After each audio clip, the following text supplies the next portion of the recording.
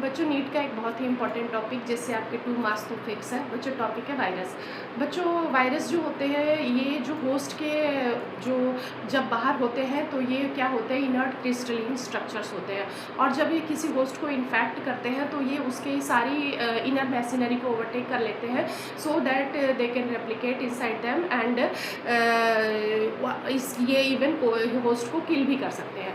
तो बच्चों इस जो वायरस था, सबसे पहले वायरस को डिस्कवर किया था हमारे जो साइंटिस्ट थे डिमिट्री इवानोस्की 1892। उन्होंने देखा था कि टोबैको प्लांट के अंदर जो मोज़ाइक डिजीज़ हुई उसमें उन्होंने इन ऑर्गेनिज्म को ऑब्जर्व किया और उन्होंने ये देखा कि ये जो ऑर्गेनिजम्स थे ये बैक्टीरिया से भी छोटे थे और ये बैक्टीरिया प्रूफ फिल्टर से पास आउट हो रहे थे, बट उन्होंने इन ऑर्गेनिजम्स को कोई नेम नहीं दिया था। दूसरे जो हमारे साइंटिस्ट थे M.W. बीजनिक, इन्होंने 1898 में इन ऑर्गेनिजम्स को नेम दिया वायरस और इनके फ्लूइड को नेम दिया कंटेजियम वीवम फ्लूइडियम।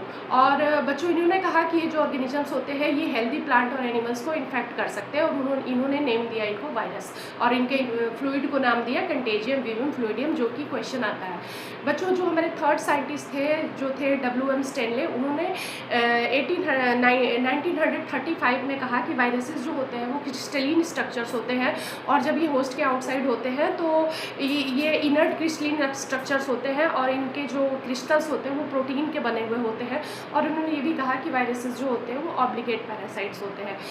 बच्चों अगर इनके स्ट्रक्चर के बारे में कहा जाए तो दे आर न्यूक्लियोप्रोटीन, ये प्रोटीन और न्यूक्लिक एसिड के बने होते हैं। इनका न्यूक्लिक एसिड DNA भी हो सकता है, RNA भी हो सकता है। जब ये प्लांट्स को इन्फेक्ट करते हैं तो ये सिंगल स्टैंडर्ड RNA होते हैं, जब ये एनिमल्स को इन्फेक्ट करते हैं तो ये डबल स्टैंडर्ड RNA या डबल स्टैंडर्ड DNA भी हो सकते हैं। बच्चों जो बैक्टीरियोफाजेस होते हैं जो कि बैक्टीरिया को इन्फेक्ट करते हैं उनका जो जेनेटिक मटेरियल होता है वो डबल स्टैंडर्ड DNA होता है। बच्चों ये जो वायरसेस होते हैं ये ह्यूमन बींग्स में बहुत सारी डिजीजेस कॉज करते हैं, जैसे कि mumps, smallpox, herpes, even AIDS disease viruses ही स्प्रेड करते हैं। तो प्लांट्स में जो इनके इल इफेक्ट्स है वो देखने को मिलते हैं, जैसे प्लांट्स में लीफ कर्लिंग होना, लीफ की रोलिंग होना, प्लांट्स का स्टंटेड ग्रोथ होना, बहुत सारी ऐसी डिजीजेस हैं जो ये प्लांट्स में कॉज करते हैं।